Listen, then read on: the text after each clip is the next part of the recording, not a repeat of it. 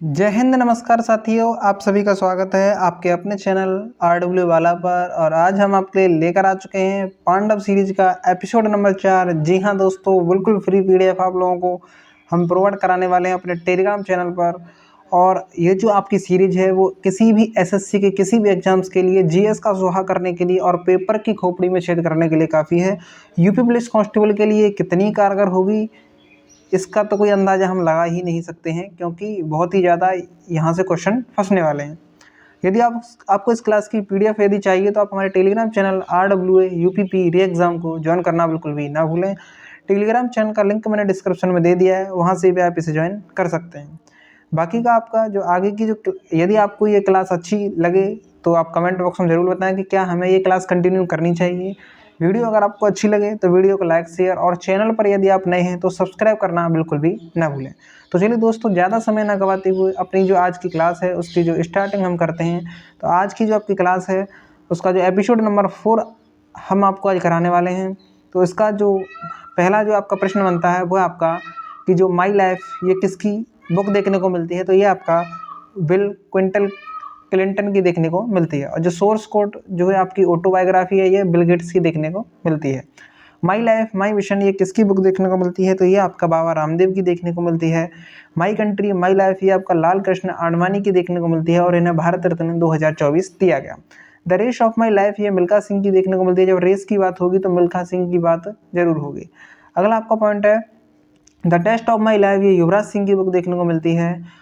और भारतीय अगला जो आपका पॉइंट आता है क्वेश्चन जो है आपका कि भारतीयों को उचित लाइसेंस के बिना, यानी यदि भारतीयों के पास लाइसेंस नहीं होगा तो उन्हें हथियार नहीं रखने दिया जाएगा। ये कौन सा एक्ट आया था। तो ये आपका शस्त्र एक्ट आया था, यानी आर्म्स एक्ट।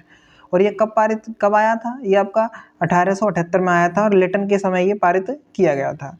आपका जो वर्नाक्युलर प्रेस एक्ट है इसे गला घोटने वाला एक्ट कहा गया, क्योंकि इस एक्ट के तहत ही जो भारतीयों के जो अखबार छपते थे, जो प्रिंटिंग प्रेस हुआ करती थी, जो पत्र छपते थे, उन पर रोक लगा दी गई थी। तो ये भी आपका 1878 में ही आया था।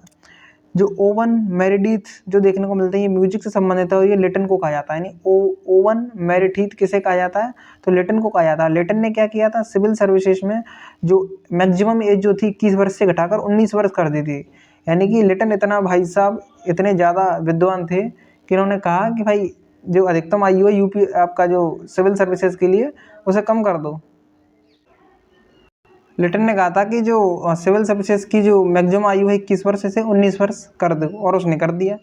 अब वर्नाकुलर प्रेस एक्ट जो आया था उसे समाप्त किसने किया, रिपन ने किया। रिपन निकले भाई साहब थोड़े से समझदार। इन्होंने 19 वर्ष से बढ़ाकर फिर दोबारा 21 वर्ष कर दी कि भाई सिविल सर्विसेज के लिए थोड़ी मैक्सिमम एज होनी चाहिए ताकि लोगों को ज़्यादा से ज़्यादा मौका मिले। इसके बाद आपका जो आता है रिपन के बाद आता है आपका 1858 का गवर्नमेंट ऑफ इंडिया एक्ट, जिसमें आपका जो आपका गवर्नर जनरल था उसे वायसराय बना दिया गया था।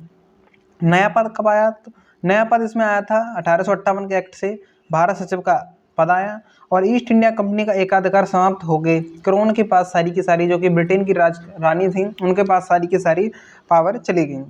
इसमें आपका जो गवर्नमेंट ऑफ इंडिया एक्ट आया था इसमें आपका जो फर्स्ट वायसराय कैनिंग को चुना गया था।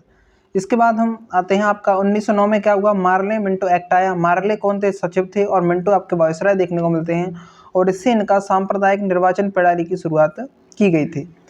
1919 के मॉन्टेग्यू चेम्सफोर्ड एक्ट आया था। मॉन्टेग्यू आपके सचिव थे और वायसराय आपके जेम्सफोर्ड देखने को मिलते हैं। इसमें प्रांतों में द्वैध शासन शुरू किया गया था 1919 के मॉन्टेग्यू चेम्सफोर्ड एक्ट से, जबकि 1935 के एक्ट से प्रांतों में द्वैध शासन को खत्म कर दिया गया था। 1927 में आपका साइमन कमीशन आता है। गोदावरी की सहायक नदियां आपका अगला पॉइंट है। तो गोदावरी की जो सहायक नदियां हैं, इंद्रावती है, पेनगंगा है, वेनगंगा है, प्रवरा है, प्राणहिता है, मंजिरा है, ये देखने को मिलती हैं। जो गोदावरी की जो उद्गम है वो आपका त्र्यंबक पहाड़ी नासिक से होता है। नासिक कहाँ पड़ता है, महाराष्ट्र में पड़ता है। अगला आपका जो प्रश्न बनता है वो आपका कृष्णा, जो आपका कृष्णा जो नदी है आपका महाबलेश्वर पहाड़ियों से निकलती है, महाराष्ट्र से निकलती है। यदि आपसे पूछे बीबी का मकबरा कहाँ है, तो जो बीबी का मकबरा है आपका ये आपका औरंगाबाद में देखने को मिलता है। औरंगाबाद महाराष्ट्र में देखने को मिलता है और इसको औरंगजेब ने बनवाया था। इसे ताजमहल, बीबी का मकबरा को ताजमहल की बद्दी नकल भी कहते हैं। इसके बाद अगला जो पॉइंट है आपका कावेरी का जो उद्गम है वो ब्रह्मगिरी पर्वत कर्नाटक से देखने को मिलता है। सॉरी आपका केरल से देखने को मिलता है, ब्रह्मगिरी केरल से देखने को मिलता है। अगला आपका प्रश्न है, कृष्णा की सहायक नदियाँ कौन सी है? तो तुंगभद्रा, भीमा, कोयना, घाटप्रभा, मालप्रभा देखने को मिलती हैं। और कावेरी की सहायक नदियाँ आपका हेमवती, कामविनी, भवानी देखने को मिलती हैं। बराकर नदी पर जो बांध बना हुआ है वो तिलैया बांध बना हुआ है, जो कि झारखंड में और कोडरमा जिले में देखने को मिलता है। कोडरमा जिले में ही अब्रक की खानें देखने को मिलती हैं। अगला प्रश्न आपका बनता है, जो बराकर नदी है, जो बराकर जो आपकी नदी है वो आपका दामोदर की सहायक नदी देखने को मिलती है। अगला अगर मैं आपके प्रश्न पर बात करूं, अगले प्रश्न की चर्चा कि भारत ने किस पंचवर्षीय योजना में अपनी औद्योगिकरण की स्टार्टिंग की थी? तो जो दूसरी पंचवर्षीय योजना थी उसमें, जो दूसरी पंचवर्षीय योजना थी उसमें भारत ने औद्योगिकरण की शुरुआत की थी, जो कि जो दूसरी पंचवर्षीय योजना थी वो इंडस्ट्री से और भारी उद्योगों के लिए तैयार की गई थी। उसके बाद हम आते हैं कि जो प्रथम पंचवर्षीय योजना है ये 1951 से 56 तक चली, ये कृषि पर आधारित थी, जबकि जो सेकंड आपकी पंचवर्षीय योजना थी ये औद्योगिकरण पर आधारित देखने को मिलती है। यदि मैं बात करूं कि जो प्रथम पंचवर्षीय योजना है इसमें जो टारगेट था वो ग्रोथ रेट का 2.1% था, जबकि हमने 3.6% हमें इसको प्राप्त कर लिया था। ये जो आपकी फर्स्ट पंचवर्षीय योजना है ये आपका हैमर डोमर मॉडल पर आधारित थी और ड्राफ्ट KN राजकिशोर ने तैयार किया था, इसका जो ड्राफ्ट है। अगला आपका जो प्रश्न आता है कि जो सेकंड आपकी पंचवर्षीय योजना थी ये इंडस्ट्री से संबंधित थी और ये आपका 1956 से 1961 तक चली थी। ये आपका महान आपका बल नोविस मॉडल था, उस पर ये आधारित देखने को मिलती है। अगला आपका जो पॉइंट बनता है इससे, जो आपका अंतिम 5 ईयर प्लान था ये 12वां था, 2012 से 2017 तक चली थी और ये आपका रैपिड इंसिक्वेबल एंड सस्टेनेबल ग्रोथ इसकी जो उद्देश्य देखने को मिलता है। यदि हमें बात करूँ कि जो 2012 से 2017 के बीच ये आई थी, लेकिन ये 2017 तक ये चल नहीं पाई थी, इसी के साथ जो है योजना आयोग को समाप्त करके नीति आयोग का गठन कर दिया गया था। यदि हम अगले पॉइंट पर आए कि लौह की बात होगी, जो लौह इस्पात केंद्र हैं वो कहाँ पर? राउरकेला में खोला गया, जो दूसरी पंचवर्षीय योजना के तहत खोले गए थे। राउरकेला आपका लौह इस्पात, दुर्गापुर जो आपका लौह इस्पात और भिलाई लौह इस्पात। भिलाई आपका छत्तीसगढ़ में पड़ता है, जो कि रूस के सहयोग से खोला गया था। आपका जो दुर्गापुरा है ब्रिटेन के, जो कि यूनाइटेड किंगडम इसे बोला जाता है, उसकी हेल्प से वेस्ट बंगाल में खोला गया। और राउरकेला जो आपका उड़ीसा में जर्मनी की हेल्प से खोला गया था। अगला प्रश्न है, जो औद्योगिक नीति आई थी वो फर्स्ट औद्योगिक नीति 1948 में आई थी, श्यामा प्रसाद मुखर्जी ने इसका ड्राफ्ट तैयार किया था। सेकंड जो औद्योगिक नीति आई थी वो 1956 में आई थी और आपका जो नेशनल जो आपका इंडस्ट्री पॉलिसी जो आई थी, राष्ट्रीय औद्योगिकरण जो पॉलिसी आई थी वो 1991 में आई थी और इसको LPG के रूप में इसे अपनाया गया था, यानी LPG की स्टार्टिंग यहाँ से की गई थी। अगर यहाँ पर बात की जाएगी 5 ईयर प्लान, जो 5वां 5 ईयर प्लान था वो आपका 1974 से 78 तक रहा था और ये 4 वर्ष वाला 5 ईयर प्लान था। इसके बाद 79 और 80 में आपका रोलिंग मॉडल आया था, जो कि दूसरी गवर्नमेंट चेंज हो गई थी यहाँ पर, और जो आपका 78 तक आपका इंदिरा गांधी की गवर्नमेंट देखने को मिलती है। यदि मैं बात करूँ इसका जो नारा था वो क्या था? तो गरीबी हटाओ, इसका मोटो देखने को मिलता है। अगले पॉइंट पर आते हैं कि थियोसॉफिकल जो सोसाइटी है उसको बिलावा टस्की है और उसको तो देखने को मिलते हैं, इन दोनों इनकी संस्थापक देखने को मिलते हैं। 1875 में इसकी स्थापना की गई थी। पूना सार्वजनिक जो सभा थी उसकी स्थापना मोहन गोविंद रानाडे ने 1870 में की थी, जबकि आर्य समाज की स्थापना स्वामी दयानंद सरस्वती ने 1875 में और प्रार्थना समाज की स्थापना आत्मा राम पांडुरंग ने आपका 1867 में की थी।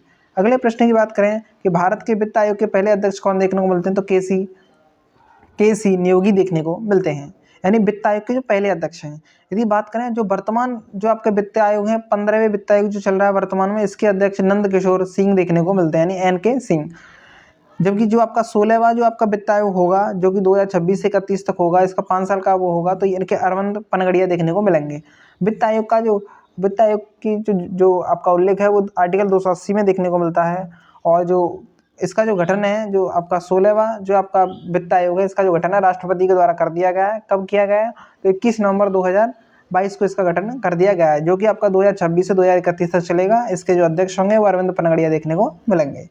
अगला आपका प्रश्न बनता है कि वित्त आयोग की रिपोर्ट आर्टिकल 281 में देखने को मिलती है और राष्ट्रपति संसद में पेश करता है। अगला है आपका केंद्रीय सतर्कता आयोग, ये आपका संतानम समिति की सिफारिश पर आया था। आधुनिक आवास सारणी में 4 ब्लॉक होते हैं, एसपीडीएफ होते हैं, ये बात। पी ब्लॉक में आपका 13 पी ब्लॉक जो होता है आपका, इसमें 13 वर्ग 13 से लेकर 18 तक होते हैं और इसमें 6 ग्रुप आते हैं जो आपका पी ब्लॉक है। इसमें जो उपधातु होते हैं, इसमें पी ब्लॉक के केवल उपधातु होते हैं, इसमें पी ब्लॉक जो होता है केवल वो उपधातु वाला होता है। एस ब्लॉक आपका क्षारीय धातु होते हैं, वर्ग 1 और 2 आते हैं। डी ब्लॉक में आपका धातु होते हैं और वर्ग 3 से 12 तक आते हैं। वर्ग 16 आपका चैल्कोजन तत्व देखने को मिलते हैं। वर्ग 18 में आपका अक्रिय गैस, नोबल गैस, आपका आदर्श गैस या शून्य गैस भी इन्हें कहा जाता है, वर्ग 18 में देखने को मिलती हैं।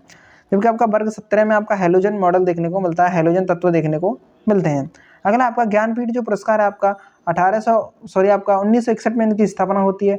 23 भाषाओं में ये दिया जाता है, 22 भाषाओं प्लस एक आपका अंग्रेजी में ये दिया जा चुका है। प्रथम जो आपके प्राप्त करता है वो 1965 में GS ग्रुप, जिन्हें मलयालम के लिए दिया गया था।